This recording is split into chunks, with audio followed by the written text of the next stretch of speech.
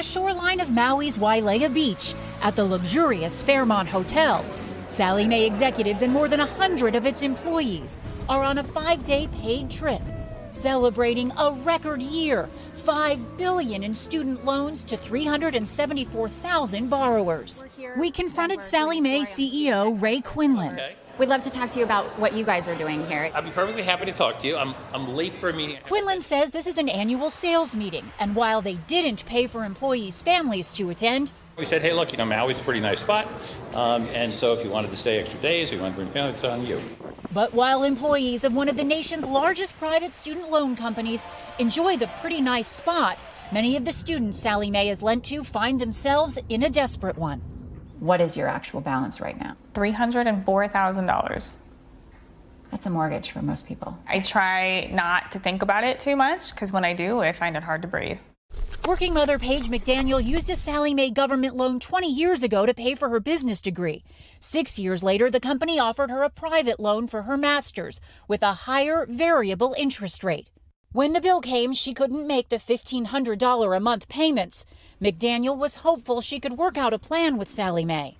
They essentially said, I'm so sorry, we'll put a lien on your house and garnish your wages if you don't make those payments. So 9 years ago, McDaniel and her husband filed for bankruptcy. But 6 years later, she was still deeply in debt. Bankruptcy erases some, but not all student loans. They wanted over $2,100 a month at that point. In 2014, Sallie Mae Inc. split into two companies, Sallie Mae Bank and Navient, which now manages McDaniel's loans.